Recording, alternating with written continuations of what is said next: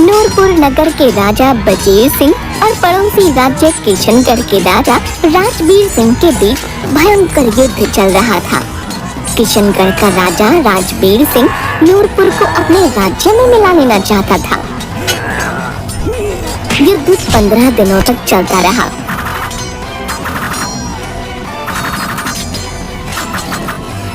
सैकड़ों सिपाही मारे गए, लेकिन अंत में राजबीर सिंह को रणभूमि को छोड़ भागना पड़ा और बजीर सिंह इस युद्ध में विजयी हुए। लेकिन युद्ध में अधिकतर राजकोष खाली हो चुका था और धनापूर्ति के लिए चिंतित बजीर सिंह की तबीयत बिगड़ती जा रही थी। बजीर सिंह अपने महामंत्री से, महामंत्री जी, हमें धन की बहुत जरूरत है। इस युद्ध में हमारा बहुत नुकसान हुआ है। सारा राजकोष खाली हो चुका है। हमें जल्द से जल्द धन की व्यवस्था करनी होगी। हाँ महाराज, हमें इस विषय पर सोचना होगा, क्योंकि जब तक धन की जरूरत पूरी नहीं होगी तब तक राज्य का कार्य चलाना मुश्किल होगा। महाराज, आप अपने पुराने महल में छुपे खजाने को क्यों नहीं निकलवा लेते? महामंत्री जी, आपको तो पता है कि उस खजाने तक सिर्फ वही इंसान पहुंच सकता है जो ईमानदार, निस्वार्थ और उसके साथ साथ बुद्धिमान भी हो। जब भी कोई उस पुराने महल में गया है, कभी वापस नहीं आया है, और ये बात गांव के लगभग सभी लोग जानते हैं। और ऐसा कोई व्यक्ति नहीं है जिसके अंदर लालच ना हो, और आज के समय में ऐसा व्यक्ति मिलना असंभव लगता है। आप मुझे कुछ दिन का समय दीजिए, मैं ऐसे इंसान की जरूर तलाश करूंगा।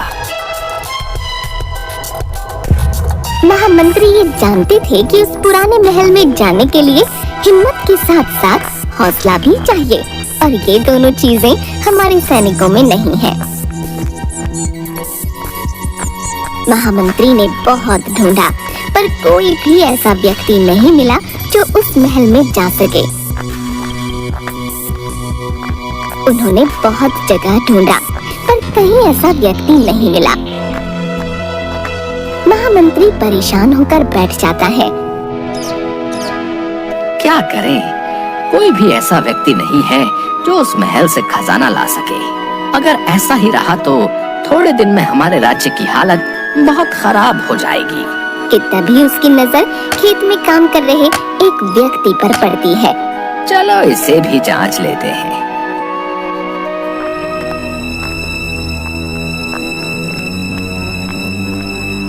महामंत्री उसके खेतों की तरफ से जाते हैं और रास्ते में चलते वक्त कुछ सोने के सिक्के खेतों में गिराकर आगे बढ़ जाते हैं। और जैसे ही उस अर्जुन की नजर उन सोने के सिक्कों पर पड़ी, वो महामंत्री जी को बुलाने लगा। महामंत्री जी सुनिए, सुनिए महामंत्री जी। महामंत्री जी रुक गए। अर्जुन भागा भागा उनके पास गया। क्या हुआ? मुझे क्यों बुला रहे हो? महामंत्री जी, आपके सोने के सिक्के मेरे खेत में गिर गए थे। मैं इन्हें देने के लिए ही आपको बुला रहा था। मुझे तो पता भी नहीं चला कब ये सिक्के गिर गए। लेकिन एक बात बताओ, तुम्हें धन की जरूरत नहीं है क्या? महामंत्री, धन की जरूरत किसे नहीं है? धन की जरूरत तो है, लेकिन अपने मेहनत की धन की, दूसरे के मेहनत की नहीं। महामंत्री उसका जवाब सुनकर खुश हो गए, क्योंकि उसके मन में जरा भी लालच नहीं था। महामंत्री ने पूरी बात अर्जुन को बताई।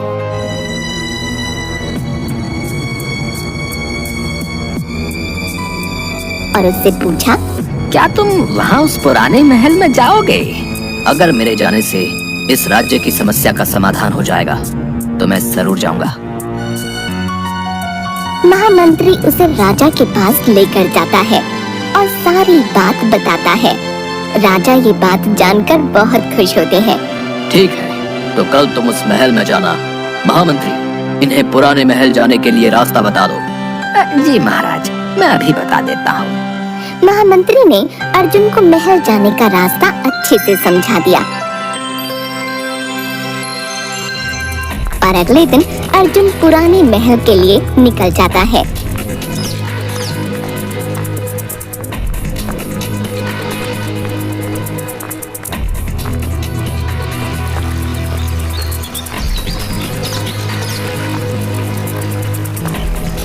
बहुत दूर चलने के बाद वो महल पहुंच जाता है।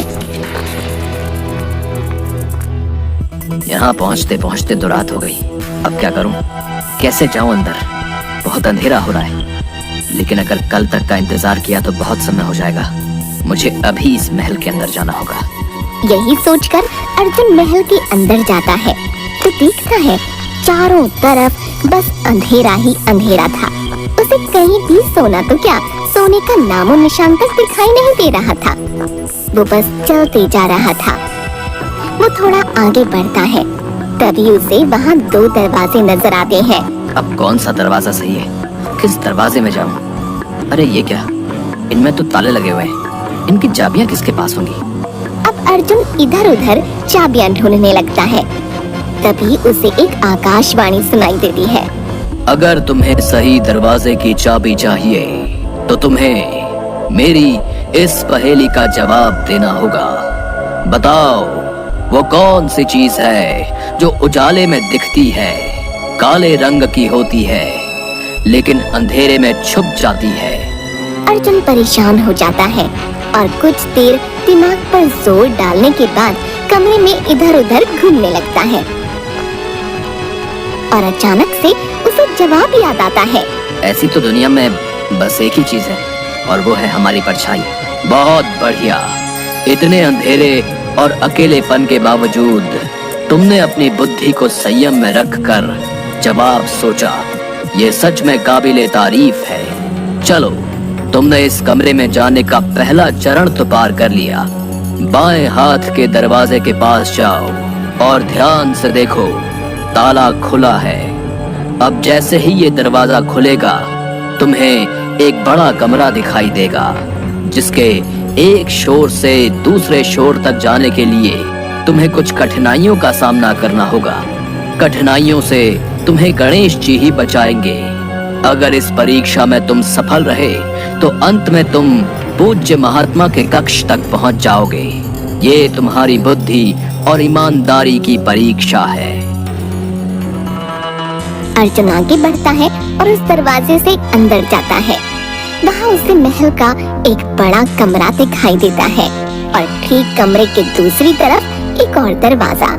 अब मुझे उस दरवाजे के अंदर जाना होगा, लेकिन आकाशवाणी ने कुछ मुश्किलें आएंगी ऐसा कहा था।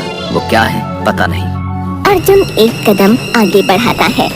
कमरे के फर्श पर लगे पत्थर अलग अलग रंग के चमकने लगते हैं और एक तरफ से उड़ता हुआ पत्थर आकर उससे टकराता है और उसे घायल कर देता है। इससे पहले कि अर्जुन कुछ समझ पाए, वहाँ पर बहुत सी चमगादड़ें उड़ती हुई उस पर झपट पड़ी। ये क्या हो रहा है? मुझे कुछ समझ नहीं आ रहा। तभी उसे आकाशवाणी में कही बात याद आती है और वो सोचने लगता है कि गणेश जी कैसे उसकी मदद कर सकते हैं। ध्यान से देखने पर उसे फर्श के एक छोर से दूसरे छोर तक एक स्वस्तिक चिन्ह नजर आता है और वो समझ गया कि उसे इन्हीं पत्थरों पर पैर रखकर आगे बढ़ना होगा। अब मैं स्वस्तिक चिन्ह वाले पत्थरों पर चलता हूँ।